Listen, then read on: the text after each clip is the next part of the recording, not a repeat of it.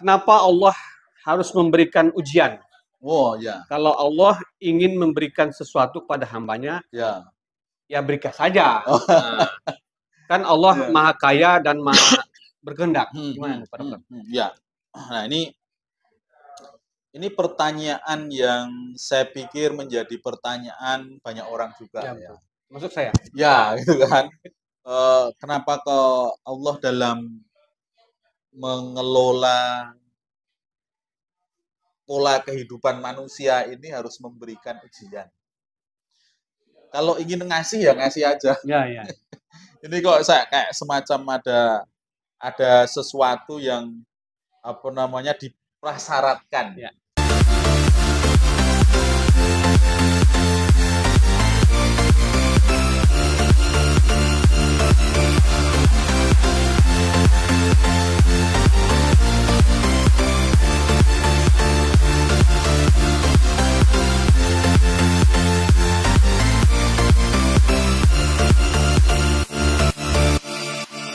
Baik, sahabat Yomek, kita kali ini kembali di podcast Yomek TV. Kali ini bersama Dr. Santoso. Ya. Assalamualaikum Pak Dokter. Waalaikumsalam warahmatullahi Saya wabarakatuh. panggil Pak Dokter aja nggak apa-apa. Iya, apa-apa. Baik, kita beliau ini Oke. latar belakangnya adalah dokter Ya. psikologi. Ya. Ya, mungkin awal Pak Dokter inilah profil ataupun basicnya akademisinya. Oh iya. Silakan Pak Dokter. Baik, terima kasih. Assalamualaikum warahmatullahi wabarakatuh. Assalamualaikum warahmatullahi wabarakatuh. Para pemirsa dan kawan-kawan sekalian, izin memperkenalkan diri, saya Dr. Santoso. Saya adalah seorang motivator dan akademisi dengan latar belakang saya dari program doktor psikologi pendidikan Islam. Nah, dan sekarang diberikan amanah untuk menjadi dekan di Fakultas Studi Islam Universitas Muhammadiyah Riau, yang home base saya sebenarnya di program studi psikologi Islam. Psikologi Islam. Ya. Dan aktivitas sehari-hari ya selain motivator untuk bidang psikologi Islam, juga kita aktivis dakwah dan konselor untuk masyarakat, sehingga ya pokoknya bagaimana kita bermanfaat aja lah bagi masyarakat. Sampai ke pelosok-pelosok negeri di Riau. Masya Allah. Alhamdulillah. Ya, alhamdulillah lah ada kesempatan untuk juga masuk ke wilayah-wilayah suku pedalaman. Sakai. Suku Akit sekarang kita konsentrasi ke suku Akit, terutama untuk penguatan kaum mu'alaf di sana. Alhamdulillah. Ya, alhamdulillah. Baik, Pak Dokter. Ya. Kita kali ini mencoba fokus ke tema keindahan di balik ujian. Wah, itu kan. Ini tema yang sangat energik ya. Punya daya motivatif yang luar biasa. Ya. Pertama, kenapa Allah harus memberikan ujian? Oh ya. Kalau Allah ingin memberikan sesuatu kepada hambanya, ya berikan saja. Nah, kan Allah maha kaya dan maha berkehendak. Gimana Pak Dokter? Ya. Nah ini pertanyaan yang saya pikir menjadi pertanyaan banyak orang juga. Ya. Maksud saya. Ya, gitu kan. Kenapa kok Allah dalam mengelola pola kehidupan manusia ini harus memberikan ujian? Kalau ingin ngasih ya ngasih aja. Ya. Ini kok saya kayak semacam ada sesuatu yang apa namanya diprasyaratkan, gitu ya. Nah jadi begini, kita berangkat dari satu pemahaman dulu bahwa sesungguhnya Allah itu Maha Rahman dan Maha Rahim. Allah itu Maha Pengasih dan Maha Penyayang. Itu kunci pertama. Sehingga apapun yang nanti akan terjadi dalam kehidupan kita terkait dengan ujian dan apa namanya keberkahan, anugerah atau apapun, sebenarnya itu bagian dari bentuk Maha Kasih dan Maha Sayangnya Allah kepada hambanya. Lalu tadi kemudian ada pertanyaan, kenapa kok Allah harus menguji? Untuk memberi ya kan Allah Maha Kaya, kalau memberi Allah tak akan pernah miskin. Gitu kan?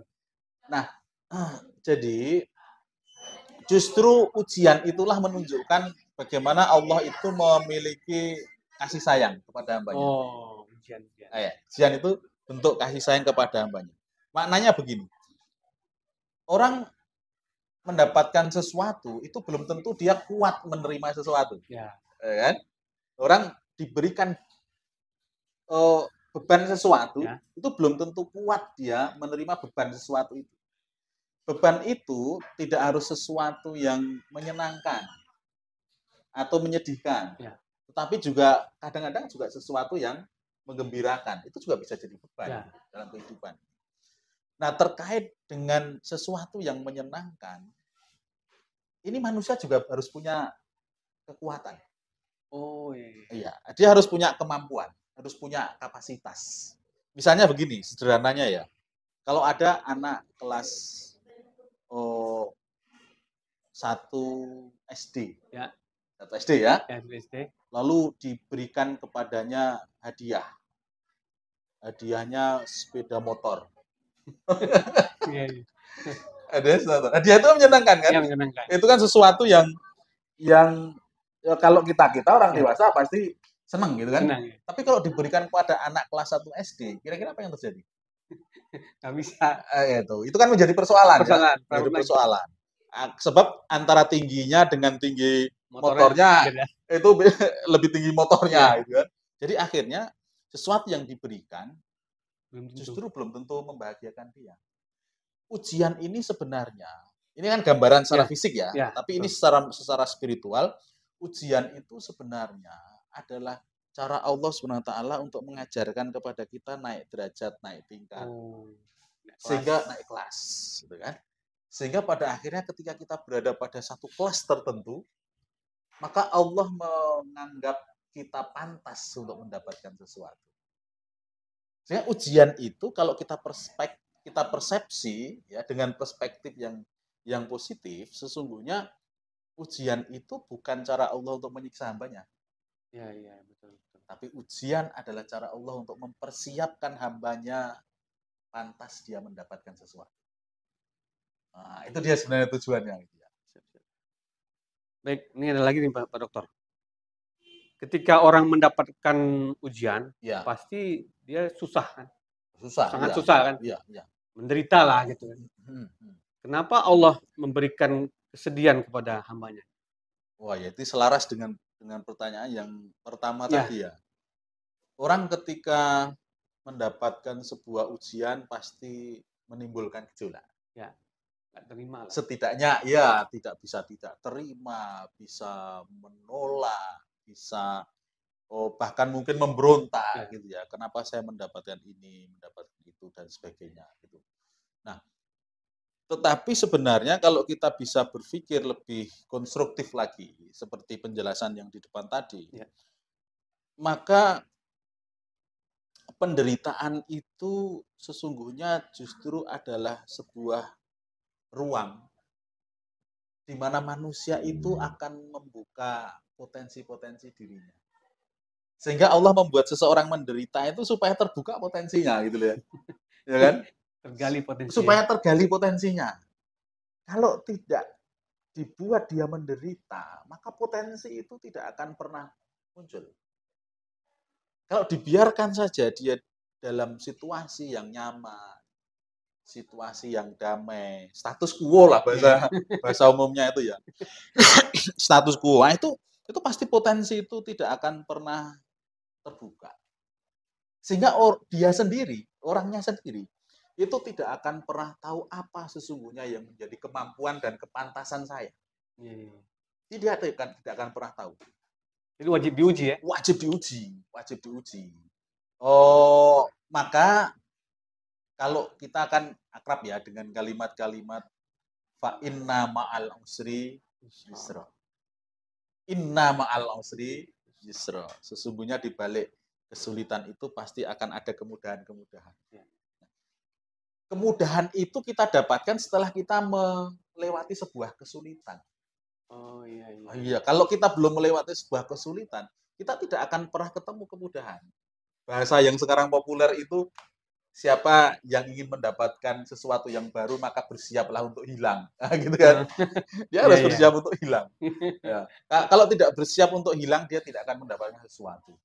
Nah, oleh karena itu, kesulitan, kepedihan, kesedihan yang diantarkan oleh Allah SWT kepada kita itu sebenarnya cara Allah membuka potensi-potensi kita.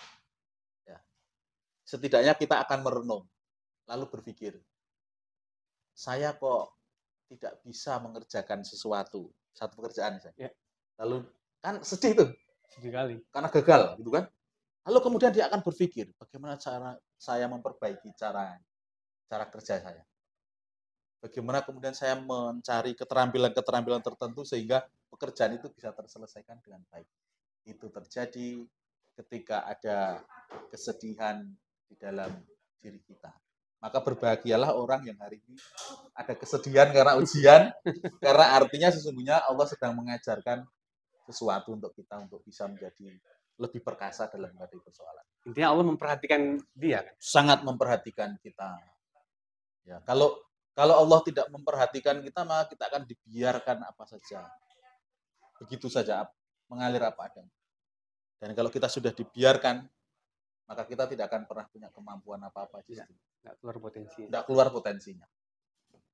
Siap. Terus Pak Dokter, bagaimana orang yang berdoa supaya terhindar dari segala bentuk ujian? Nah, ini dia. Mungkin nggak? Mungkin nggak? Ya, berdoa itu boleh-boleh saja. Ya. Boleh-boleh saja, namanya juga berdoa. Tetapi doanya orang hebat itu kan bukan menolak ujian. Ya kan? Kalau dalam surah Al-Baqarah itu kan la yukallifullahu nafsan illa wus'aha. Wahai Allah, berikanlah jangan engkau timpakan beban berat ke pundakku ini, beban-beban yang saya tidak bisa menanggungnya. Ya. Maknanya apa? Maknanya bukan menolak ujian, maknanya bukan menolak beban, tapi bagaimana beban itu kita terima sebagai sebuah ujian yang terukur dari Allah SWT. Sebab yang mengetahui kesesuaian antara beratnya beban dengan kekuatan pundak kita itu justru bukan kita. Yang mengetahui itu justru adalah Pencipta, Sang Pencipta, Allah SWT. Itu. Maka orang-orang yang seringkali mengeluh, ya Allah, bebanku kok berat sekali. Ini sebenarnya dia sedang tidak percaya kepada Allah SWT, dalam tanda kutip. Sebab apapun beban itu ditimpakan kepada hambanya oleh Allah SWT sesuai dengan ukurannya. Yang maknanya sebenarnya kalau kita tetap tadi punya perspektif yang positif terhadap adanya ujian kehidupan, maka sesungguhnya apapun yang diberikan kepada kita, kita mampu menanggungnya. Sebab itu sudah terukur dari Allah SWT. Maka jangan berdoa hindarkan kita dari beban. Justru kalau bisa berikan kami beban yang saya mampu untuk menanggungnya. Kalau sudah nanti beban ini setelah diberikan kan di pundak kita, ini kan menjadi sebuah exercise, latihan. Ya. Gitu. Latihan untuk kita bisa menjadi lebih perkasa. Setelah perkasa nanti jangan harap juga kemudian akan terlepas dari beban. Akan ada beban lagi. Besok ketika kita sudah lebih kuat lagi, akan ada beban lagi yang lebih besar lagi gitu. Orang yang sudah tidak mau menanggung beban ujian, innalillahi wa inna ilaihi raji'un. Udah matilah dia gitu. Ya. Itulah kehidupan. Itulah kehidupan. Dulu kita punya kita masih kanak-kanak, beban kita ya sebatas anak-anak lah. Ya. Punya istri, beban kita ya dengan istri kita. Setelah punya istri, punya anak, lebih banyak lagi bebannya kan. Ya. Istri kita harus mendidik anak-anak dan kemudian membiayai kebutuhan anak-anak, ya kan. Setelah itu kita menjadi pimpinan masyarakat, beban kita lebih besar lagi. Sampai nanti pada akhirnya kita bertemu dengan Allah, akan dipertanyakan seluruh beban itu di hadapan Allah Subhanahu wa taala untuk kita bertanggung jawab. Maka hati-hati. Di situ dia. Oke. Siap. Terus gini Pak Dokter, bagaimana halnya orang yang dalam hidupnya selalu sulit dan penuh ujian, tapi ada juga yang sejak kecil selalu mudah saja hidupnya, kayak anak sultan lah gitu. Oh iya, iya. Sultan, gimana nih anak sultan ini? Iya. Ujiannya agak kurang tuh. Iya, iya. Ada orang yang di dunia ini diberikan banyak ujian. Ya. Ada juga orang yang di dunia ini dari awal itu sudah diberikan banyak kenikmatan. Ya, ya, lahir sebagai anak sultan, lahir sebagai anak raja dan seterusnya. Ya, ya. Tapi ada juga orang yang harus memulai dari awal, mengumpulkan kepingan demi kepingan gitu ya, dengan bersusah payah sehingga kemudian baru mencapai sesuatu. Ya. Sesuatu itu pun belum berarti menurut kata orang, dia masih menguji lagi. Nah, disinilah letaknya kita sebagai umat Islam, sebagai orang Islam, itu menyadari bahwa harga diri kita itu sebenarnya bukan ditentukan oleh berapa banyak yang kita miliki. Ya, ya. Tetapi harga diri kita itu sangat ditentukan oleh seberapa banyak yang kita perjuangkan.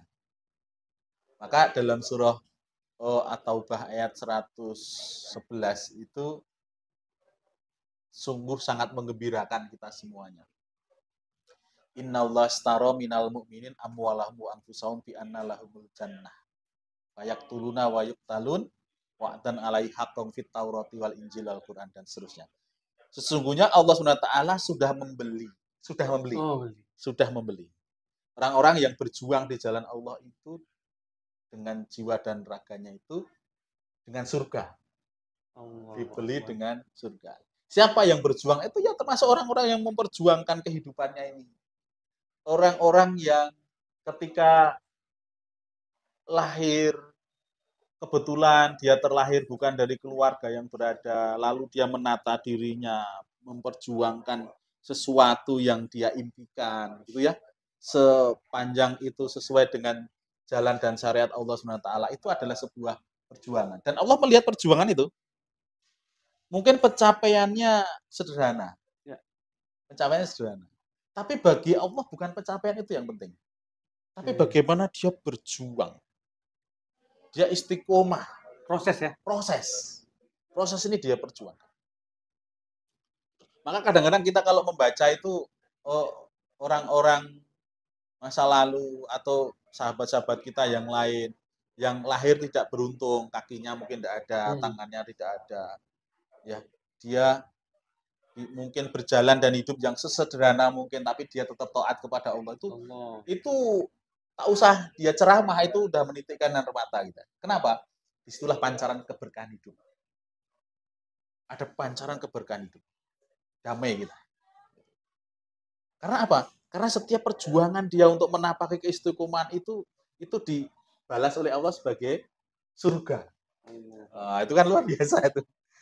Nah, lalu kemudian bagaimana dengan orang yang terlahir dalam kondisi yang dari awal itu sudah nyaman semuanya? Apakah tidak bisa seperti itu? Oh, bisa.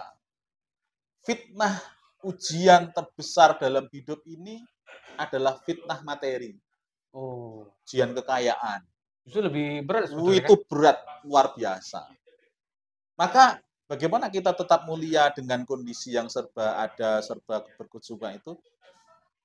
Bagaimana orang-orang yang dia mendapatkan kecukupan dalam hidupnya sejak lahir bahkan, itu dia jadikan sebagai sarana untuk beristiqomah fastabiqul khairat.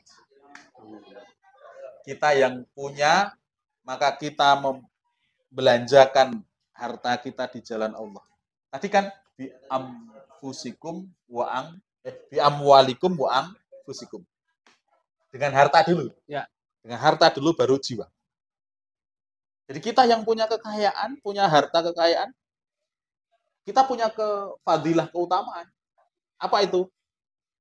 Kita jadikan apa yang kita miliki itu sebagai sarana untuk berjuang di jalan Allah. Sehingga itu pun akan dilihat oleh Allah SWT sebagai sesuatu yang pantas diberikan surga oleh Allah SWT. Nah, gitu. Baik, Pak Dokter. Terus ini, apa hubungannya ujian dengan kesuksesan? Oh ya, kesuksesan itu sebuah pencapaian yang dia memerlukan kepantasan. Ya. Kepantasan yang dijadikan sebagai orang sukses.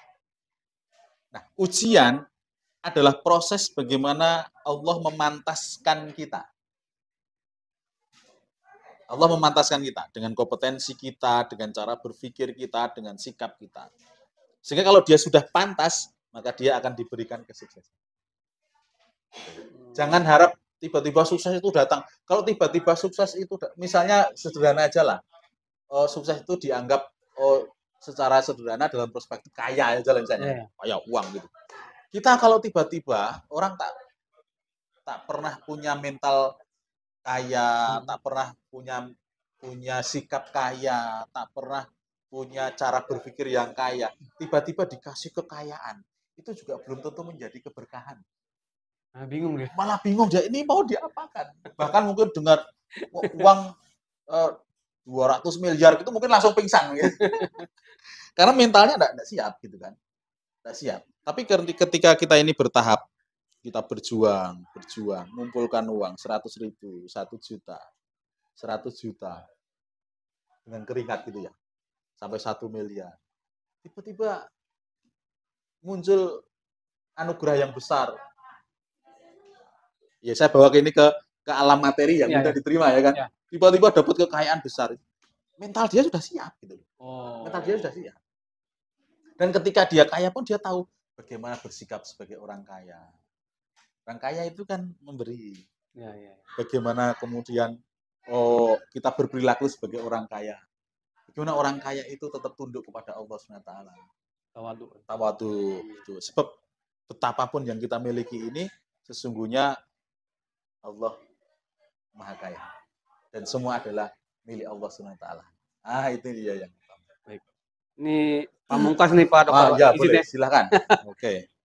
Apa pesan penting bagi mereka yang sekarang ini sedang menghadapi ujian dan masalah dalam hidupnya? Oh ya, wah ini untuk memperkuat kita semua. Ya. Tidak ada orang di dunia ini yang tidak punya masalah. Pasti ada. Semua orang pasti punya masalah. Karena kalau dia sudah tidak ingin punya masalah dengan di dunia ini, ya artinya tinggalkan dunia. Meninggallah dia, matilah dia, gitu kan. Matilah dia. Nah, maka yang terpenting sekarang adalah siapapun Anda yang hari ini punya masalah, seberapa besar pun masalah Anda, sesungguhnya Allah itu Maha Besar. Makanya setiap sholat kita Allahu Akbar. Supaya kita teringat bahwa sebesar apapun masalah yang kita miliki, Allah masih lebih besar daripada masalah itu. Sehingga masalah itu menjadi kecil.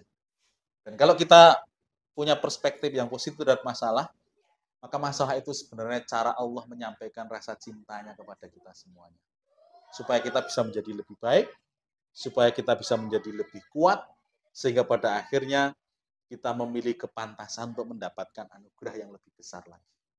Fa inna ma'al usri yusra. Di balik kesulitan itu pasti akan ada kemudahan-kemudahan. Semangat terus. Alhamdulillah. Terima kasih Pak Dokter. Sama-sama. Semoga kita yang mendengarkan dapat siap mendapatkan ujian. Insya Allah. Baik, sahabat Riomek, jangan lupa like, share, and subscribe Riomek TV.